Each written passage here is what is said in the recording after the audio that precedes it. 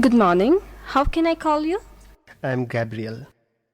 Okay, Gabriel. Shall we begin our interview? Yes, please. Now, this is a part 1. Okay, ma'am. What do you do during holidays? I generally go to a library and read books of my choice, or dabble in paintings, or just hang out with my mates.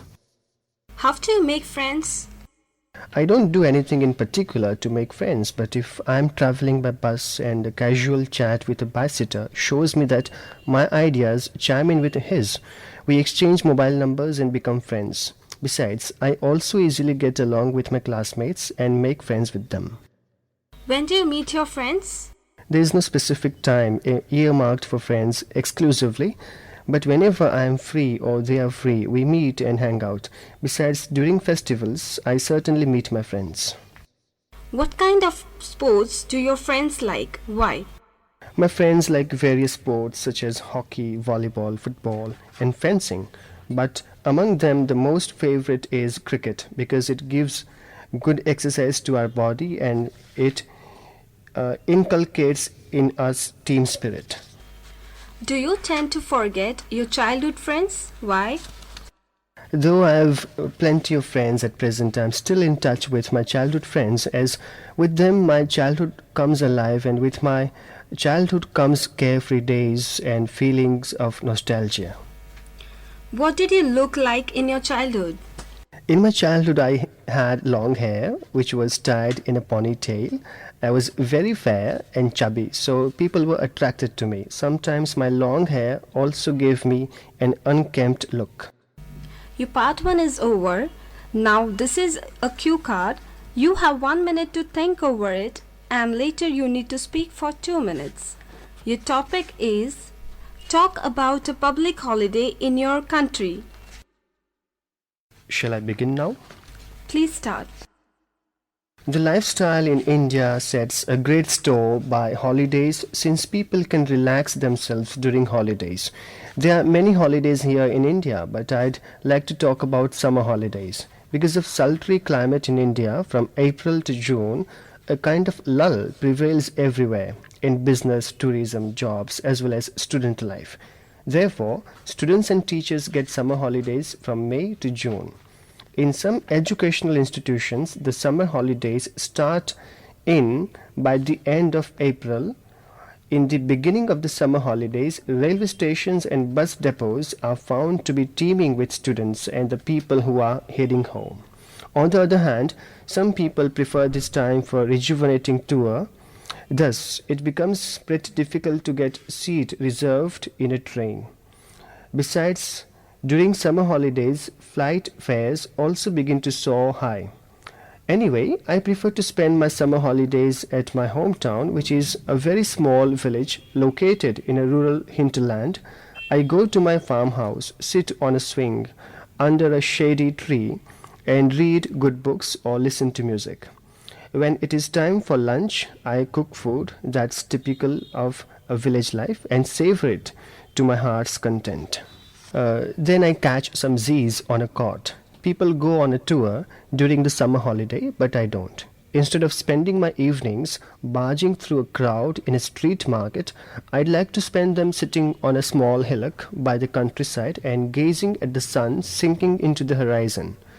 As I have marked the summer holiday for rejuvenating myself, I spend a considerable amount of time with myself. Nonetheless, sometimes I go for a morning walk with my friends, and of course, there is scintillating conversation among us then. Shall we start part 3? Okay. What would life be like without holiday? Terrible. I can't imagine my life without holidays because holiday is the only period when I can really recharge my batteries. I think life without holidays would be more like a monotonous song where there is no variation of pitch, neither any novelty in lyrics.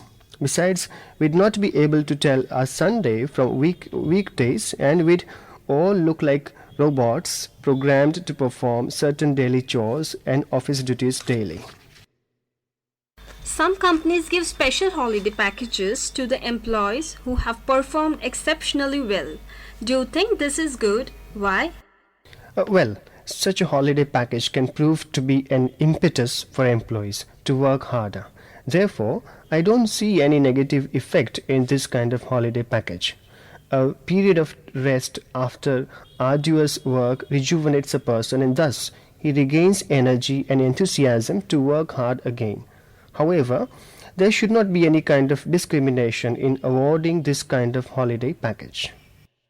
Do you think that the number of holiday makers has risen recently? Why? Yes, I think so. The falling airfares, increase in amenities for travelers, civic centers for travelers' help, and a great curiosity to know other culture are all responsible for increase in the number of vacationers.